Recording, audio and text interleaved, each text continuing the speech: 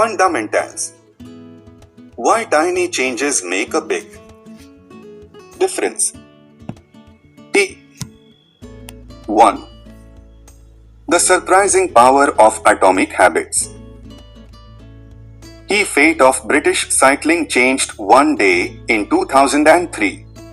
The organization, which was the governing body for professional cycling in Great Britain, had recently hired Dave Brailsford as its new performance director.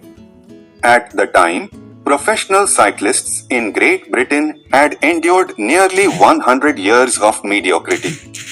Since 1908, British riders had won just a single gold medal at the Olympic Games, and they had fared even worse in cycling's biggest race, the Tour de France. In 110 years, no British cyclist had ever won the event. In fact, the performance of British riders had been so underwhelming that one of the top bike manufacturers in Europe refused to sell bikes to the team because they were afraid that it would hurt sales if other professionals saw the Brits using their gear. Brailsford had been hired to put British cycling on a new trajectory. What made him different from previous coaches was his relentless commitment to a strategy that he referred to as the aggregation of marginal gains, which was the philosophy of searching for a tiny margin of improvement in everything you do. Brailsford said, the whole principle came from the idea that if you broke down everything you could think of that goes into riding a bike, and then improve it by 1%, you will get a significant increase when you put them all together. Brailsford and his coaches began by making small adjustments you might expect from a professional cycling team. They redesigned the bike seats to make them more comfortable and rubbed alcohol on the tires for a better grip. They asked riders to wear electrically heated overshorts to maintain ideal muscle temperature while riding and used biofeedback sensors to monitor how each athlete responded to a particular workout. The team tested various fabrics in a wind tunnel and had their outdoor riders switch to indoor racing suits, which proved to be lighter and more aerodynamic. But they didn't stop there. Brailsford and his team continued to find 1% improvements in overlooked and unexpected areas. They tested different types of massage gels to see which one led to the fastest muscle recovery. They hired a surgeon to teach each rider the best way to wash their hands to reduce the chances of catching a cold. They determined the type of pillow and mattress that led to the best night's sleep for each rider. They even painted the inside of the team truck white, which helped them spot little bits of dust that would normally slip by unnoticed but could degrade the performance of the finely tuned bikes. As these and hundreds of other small improvements accumulated, the results came faster than anyone could have imagined. Just 5 years after Brailsford took over, the British cycling team dominated the road and track cycling events at the 2008 Olympic Games in Beijing, where they won an astounding 60% of the gold medals available. 4 years later, when the Olympic Games came to London, the Brits raised the bar as they set 9 Olympic records and 7 world records. That same year, Bradley Wiggins became the first British cyclist to win the Tour de France. The next year, his teammate Chris Froome won the race, and he would go on to win again in 2015, 2016, and 2017, giving the British team 5 Tour de France victories in 6 years. During the 10-year span from 2007 to 2017, British cyclists won 178 World Championships and 66 Olympic or Paralympic gold medals and captured 5 Tour de France victories in what is widely regarded as the Most successful run in cycling history. How does this happen? How does a team of previously ordinary athletes transform into world champions with tiny changes that, at first glance, would seem to make a modest difference at best? Why do small improvements accumulate into such remarkable results, and how can you replicate this approach in your own life? Why small habits make a big difference? It is so easy to overestimate the importance of one defining moment and underestimate the value of making small improvements on a daily basis. Too often, we convince ourselves that massive success requires massive action. Whether it is losing weight, building a business, writing a book, winning a championship, or achieving any other goal, we put pressure on ourselves to make some earth-shattering improvement that everyone will talk about. Meanwhile, improving by 1% isn't particularly notable, sometimes it isn't even noticeable, but it can be far more meaningful, especially in the long run. The difference a tiny improvement can make over time is astounding. Here is how the math works out. If you can get 1% better each day for 1 year, you'll end up 37 times better by the time you are done. Conversely, if you get 1% worse each day for 1 year, you'll decline nearly down to zero. What starts as a small win or a minor setback accumulates into something much more. 1% better every day. 1% worse every day for 1 year. 0.99365 is equal to 0.031% better every day for 1 year. 1.01365 is equal to 37.78. Figure 1. The effects of small habits compound over time.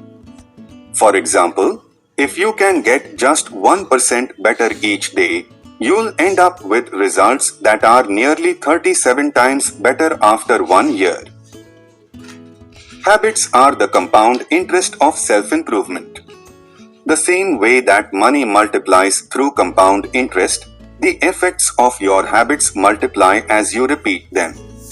They seem to make little difference on any given day, and yet the impact they deliver over the months and years can be enormous. It is only when looking back to 5 or perhaps 10 years later that the value of good habits and the cost of bad ones becomes strikingly apparent. This can be a difficult concept to appreciate in daily life. We often dismiss small changes because they don't seem to matter very much in the moment. If you save a little money now, you are still not a millionaire. If you go to the gym 3 days in a row, you are still out of shape. If you study Mandarin for an hour tonight, you still haven't learned the language. We make a few changes, but the results never seem to come quickly, and so we slide back into our previous routines. Unfortunately, the slow pace of transformation also makes it easy to let a bad habit slide. If you eat an unhealthy meal today, the scale doesn't move much. If you work late tonight and ignore your family, they will forgive you. If you procrastinate and put your project off until tomorrow, there will usually be time to finish it later. A single decision is easy to dismiss. But when we repeat 1% errors day after day, by replicating poor decisions, duplicating tiny mistakes, and rationalizing little excuses, our small choices compound into toxic results. It's the accumulation of many missteps, a 1% decline here and there, that eventually leads to a problem. The impact created by a change in your habits is similar to the effect of shifting the route of an airplane by just a few degrees. Imagine you are flying from Los Angeles to New York City. If a pilot leaving from Lax adjusts the heading just 3.5 degrees south, you will land in Washington, D.C. instead of New York.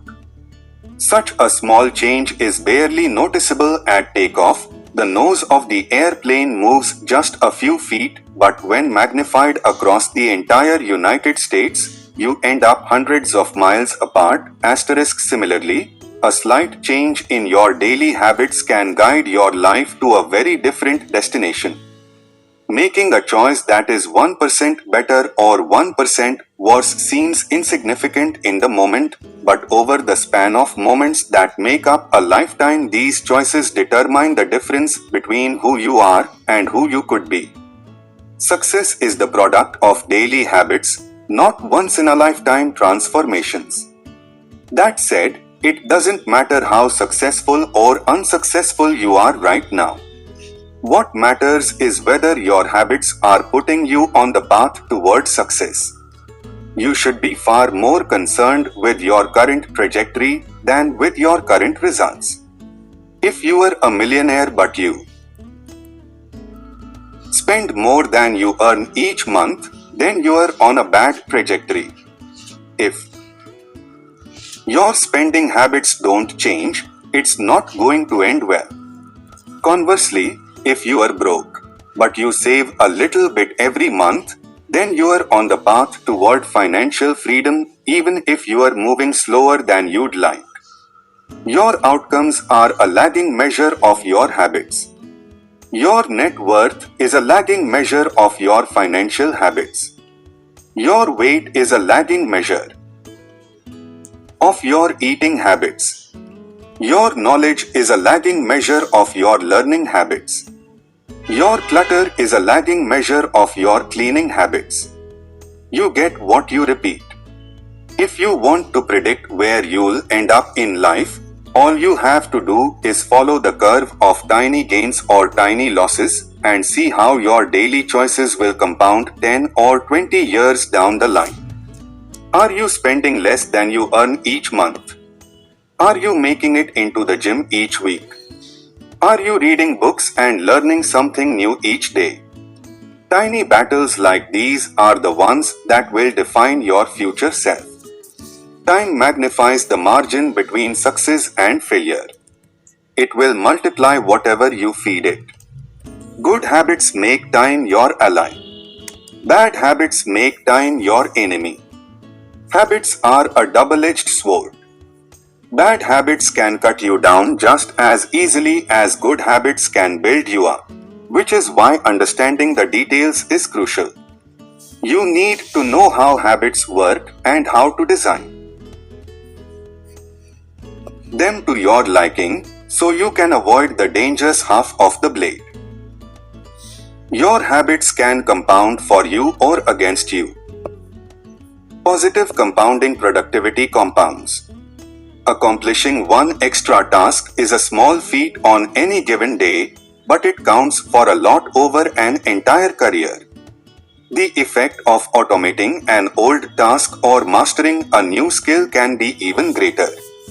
The more tasks you can handle without thinking, the more your brain is free to focus on other areas. Knowledge compounds.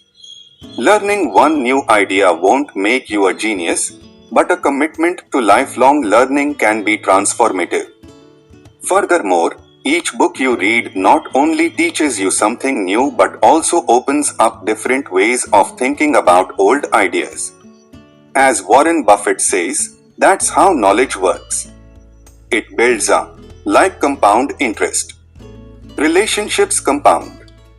People reflect your behavior back to you.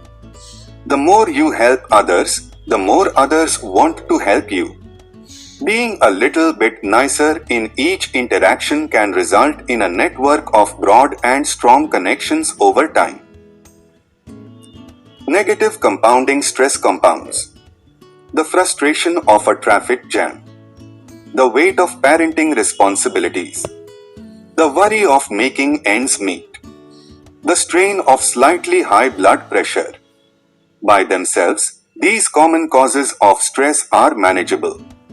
But when they persist for years, little stresses compound into serious health issues.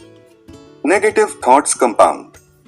The more you think of yourself as worthless, stupid, or ugly, the more you condition yourself to interpret life that way. You get trapped in a thought loop. The same is true for how you think about others. Once you fall into the habit of seeing people as angry, unjust, or selfish, you see those kind of people everywhere. Outrage compounds. Riots, protests, and mass movements are rarely the result of a single event. Instead, a long series of microaggressions and daily aggravations slowly multiply until one event tips the scales and outrage spreads like wildfire. What progress is really like? Imagine that you have an ice cube sitting on the table in front of you. The room is cold and you can see your breath. It is currently 25 degrees. Ever so slowly, the room begins to heat up. 26 degrees. 27. 28. The ice cube is still sitting on the table in front of you. 29 degrees. 30. 31. Still, nothing has happened. Then, 32 degrees. The ice begins to melt. A 1 degree shift, seemingly no different from the temperature increases before it, has unlocked a huge change. Breakthrough moments are often the result of many previous actions, which build up the potential required to unleash a major change. This pattern shows up everywhere. Cancer spends 80% of its life undetectable, then takes over the body in months. Bamboo can barely be seen for the first 5 years as it builds extensive root systems underground before exploding 90 feet into the air within 6 weeks. Similarly, habits often appear to make no difference until you cross a critical threshold and unlock a new level of performance. In the early and middle stages of any quest, there is often a valley of disappointment. You expect to make progress in a linear fashion, and it's frustrating how ineffective changes can seem during the first days, weeks, and even months. It doesn't feel like you are going anywhere.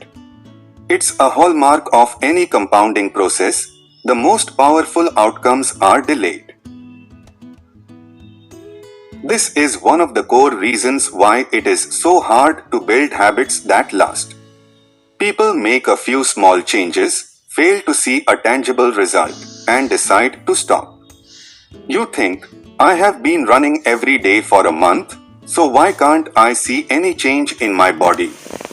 Once this kind of thinking takes over, it's easy to let good habits fall by the wayside.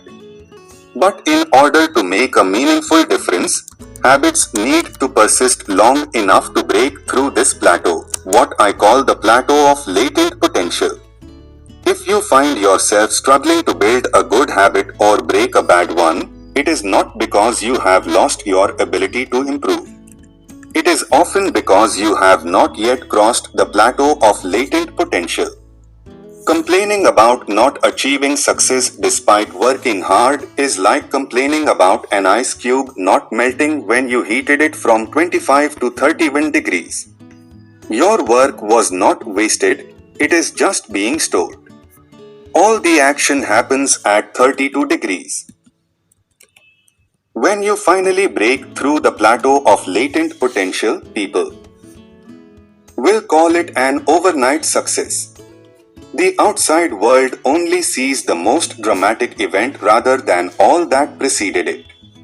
But you know that it's the work you did long ago, when it seemed that you weren't making any progress, that makes the jump today possible. It is the human equivalent of geological pressure. Two tectonic plates can grind against one another for millions of years, the tension slowly building all the while. Then, one day, they rub each other once again, in the same fashion they have for ages, but this time the tension is too great. An earthquake erupts.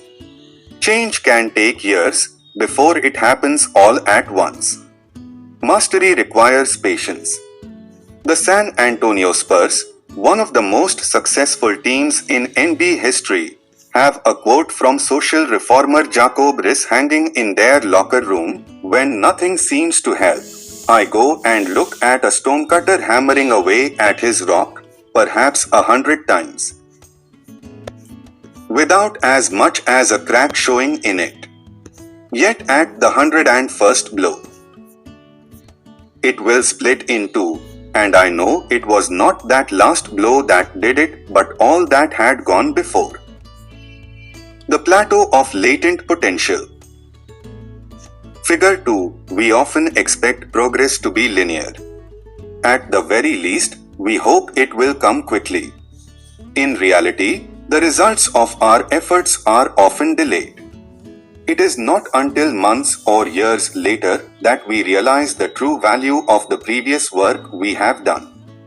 This can result in a valley of disappointment, where people feel discouraged after putting in weeks or months of hard work without experiencing any results. However, this work was not wasted. It was simply being stored. It is not until much later that the full value of previous efforts is revealed. All big things come from small beginnings. The seed of every habit is a single, tiny decision. But as that decision is repeated, a habit sprouts and grows stronger. Roots entrench themselves and branches grow. The task of breaking a bad habit is like uprooting a powerful oak within us. And the task of building a good habit is like cultivating a delicate flower one day at a time. But what determines whether we stick with a habit long enough to survive the plateau of latent potential and break through to the other side? What is it that causes some people to slide into unwanted habits and enables others to enjoy the compounding effects of good ones? Forget about goals. Focus on systems instead. Prevailing wisdom claims that the best way to achieve what we want in life, getting into better shape, building a successful business, relaxing more and worrying less, spending more time with friends and family, is to set specific, actionable goals. For many years, this was how I approached my habits too. Each one was a goal to be reached. I set goals for the grades I wanted to get in school, for the weights I wanted to lift in the gym, for the profits I wanted to earn in business. I succeeded at a few, but I failed at a lot of them. Eventually, I began to realize that my results had very little to do with the goals I set and nearly everything to do with the systems I followed. What's the difference between systems and goals? It's a distinction I first learned from Scott Adams, the cartoonist behind the Dilbert comic. Goals are about the results you want to achieve. Systems are about the processes that lead to those results. If you are a coach, your goal might be to win a championship. Your system is the way you recruit players, manage your assistant coaches, and conduct practice. If you are an entrepreneur, your goal might be to build $1 million business. Your system is how you test product ideas, hire employees, and run marketing campaigns. If you are a musician, your goal might be to play a new piece. Your system is how often you practice, how you break down and tackle difficult measures, and your method for receiving feedback from your instructor. Now for the interesting question: if you completely ignored your goals and focused only on your system, would you still succeed? For example, if you were a basketball coach and you ignored your goal to win a championship and focused only on what your team does at practice each day, would you still get results? I think you would. The goal in any sport is to finish with the best score, but it would be ridiculous to spend the whole game staring at the scoreboard. The only way to actually win is to get better each day. In the words of 3-time Super Bowl winner Bill Walsh, the score takes care of itself. The same is true for other areas of life. If you want better results, then forget about setting goals. Focus on your system instead. What do I mean by this? Are goals completely useless? Of course not. Goals are good for setting a direction, but systems are best for making progress. A handful of problems arise when you spend too much time thinking about your goals and not enough time designing your systems. Problem number 1. Winners and losers have the same goals.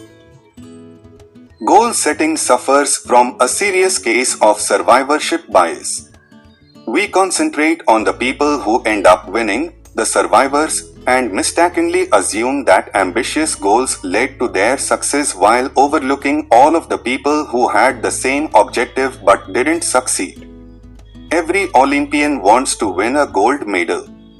Every candidate wants to get the job. And if successful and unsuccessful people share the same goals, then the goal cannot be what differentiates the winners from the losers. It wasn't the goal of winning the Tour de France that propelled the British cyclists to the top of the sport. Presumably, they had wanted to win the race every year before, just like every other professional team. The goal had always been there. It was only when they implemented a system of continuous small improvements that they achieved a different outcome. Problem number 2. Achieving a goal is only a momentary change. Imagine you have a messy room and you set a goal to clean it. If you summon the energy to tidy up, then you will have a clean room for now. But if you maintain the same sloppy, pack-rat habits that led to a messy room in the first place, soon you'll be looking at a new pile of clutter and hoping for another burst of motivation. You are left chasing the same outcome because you never changed the system behind it. You treated a symptom without addressing the cause. Achieving a goal only changes your life for the moment. That's the counterintuitive thing about improvement. We think we need to change our results, but the results are not the problem. What we really need to change are the systems that cause those results. When you solve problems at the results level, you only solve them temporarily. In order to improve for good, you need to solve problems at the systems level. Fix the inputs and the outputs will fix themselves. Problem number 3. Goals restrict your happiness. The implicit assumption behind any goal is this: once I reach my goal, then I will be happy. The problem with a goals first mentality is that you are continually putting happiness off until the next milestone. I have slipped into this trap so many times I have lost count. For years, happiness was always something for my future self to enjoy. I promised myself that once I gained 20 pounds of muscle or after my business was featured in the New York Times, then I could finally relax. Furthermore, goals create an either-or conflict. Either you achieve your goal and are successful, or you fail and you are a disappointment. You mentally box yourself into a narrow version of happiness. This is misguided. It is unlikely that your actual path through life will match the exact journey you had in mind when you set out. It makes no sense to restrict your satisfaction to one scenario when there are many paths to success. A systems first mentality provides the antidote. When you fall in love with the process rather than the product, you don't have to wait to give yourself permission to be happy. You can be satisfied anytime your system is running.